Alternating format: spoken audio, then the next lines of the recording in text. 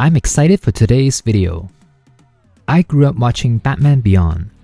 I remember coming home from school and watching it on Kids WB every day. It was one of those cooler, edgier cartoons. I don't remember if they had Batman Beyond figures back then, so I never had one. When I stumbled upon this figure in the wild, I knew I had to get him. Let's deconstruct this figure. Okay, maybe my expectations were too high. I find that the figure looks better in the box. The first thing I notice is just how small this figure actually is. Maybe it's to scale to all the other Batman figures? Someone let me know. What I love is that they capture the silhouette of the character. But on the flip side, they had to sacrifice the posability of the figure. The arms can only go up at an angle, and the ankles can only swivel in one direction. The lack of ab crunch also doesn't help. I appreciate the number of hands provided, but those wrist pegs look fragile. Gotta be careful not to break them. Overall, I can kinda overlook the limited posability because if I had to choose, I prefer aesthetics over articulation. That is why the wing joints kinda bother me. I thought they were some sort of handlebars at first, but I realized they're there to make the wings more versatile. But they end up looking a bit too distracting. The figure also comes with a stand. I don't use stands in general, but I appreciate it when figure comes with them. But am I doing this wrong? This stand does not work with this figure at all. He looks so awkward on it.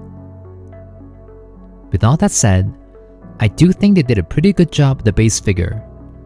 It's just the wings and the flying pose that look a bit jarring to me.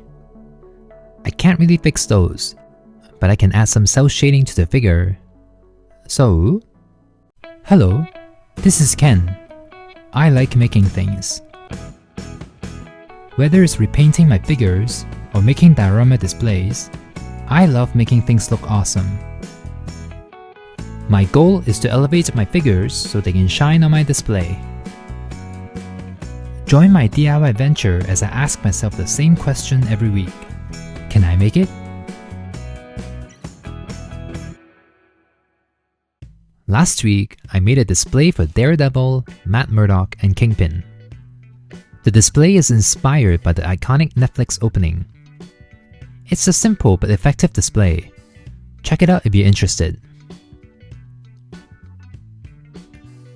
Okay, first of all, the black used here is nice. It's not overly glossy, but it still has a bit of a frosted sheen to it. So let me mattify it with a thin coat of black paint. I haven't really tested this, but I find that using just a matte spray doesn't really mattify surfaces that are glossy. That is why I prefer adding a thin coat of paint. I find that more effective when it comes to mattifying the texture.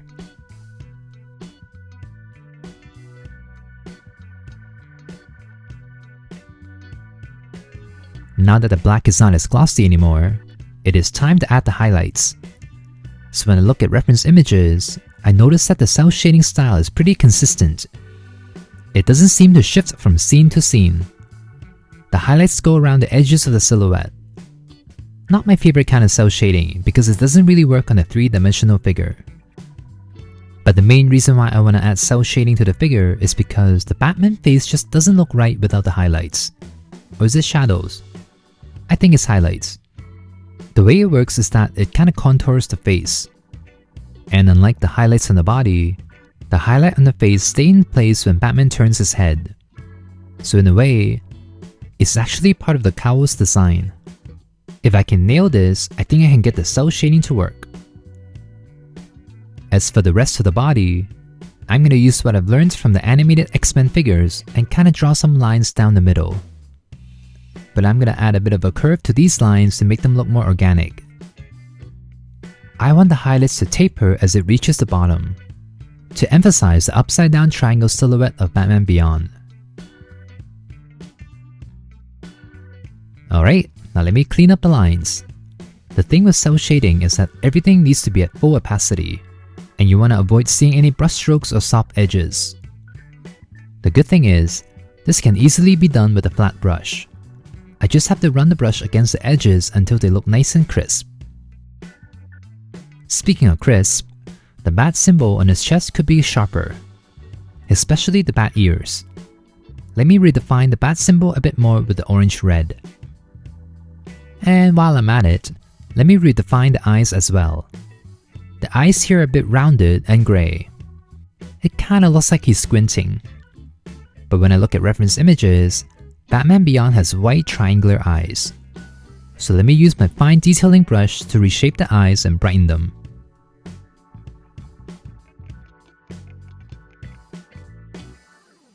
Okay, I think I'm done with the base figure. Let me seal everything with a matte spray. One more thing to paint. Unlike the figure, I don't really know what to do with the wings. Those hinges are really throwing things off for me. They're so distracting. So let me start by painting the wings the same orange-red. Okay.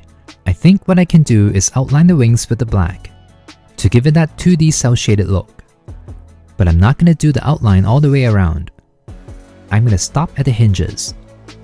I'm hoping that the black will draw the attention outwards so that you don't notice the hinges as much.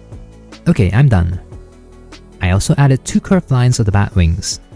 I think this is gonna work. Alright, here's Batman Beyond the Cel Shading. Overall, I think it's an improvement. The matte finish definitely looks better. The only minor thing I don't love is that I see a bit of brush strokes around the bat symbol. I was able to smooth out the brush strokes in the other areas, but it was a bit more challenging smoothing out the strokes around the bat symbol. Otherwise, I'm pretty happy with how the cel shading turns out. It looks quite natural from the front and at an angle. I don't find it distracting. In fact, I find the original head odd looking now. That said, posing is still a bit awkward and stiff. But I can't deny that I'm enjoying the show-accurate body proportions. The wings turned out okay too. My strategy worked. I don't really notice the hinges as much anymore.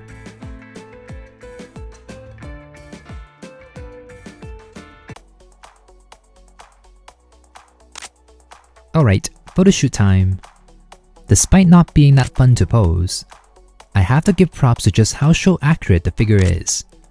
This Batman Beyond figure looks like a 2D drawing. I love how angular he looks. But I also have to admit, it is quite disappointing that I'm not able to do any of the iconic Batman Beyond poses. That is such a bummer. So here's a question for you. Which do you prefer? Cartoon accurate figures with disappointing articulation, or the opposite? A good example is the Batman Beyond figure here, and the newly released animated Spider-Man 2-pack. Anybody else disappointed that they're using the same body again? But maybe if they gave him broad shoulders, he would have the same posing limitations as this Batman Beyond figure. So Hasbro prioritized articulation over show accuracy. Anyway, I hope you enjoyed today's video. Give it a like and subscribe to see more content like this. I want to work on a few more animated DC figures, so Batman isn't alone. So stay tuned for that. As always, stay inspired and I'll see you soon. I can make it, so can you.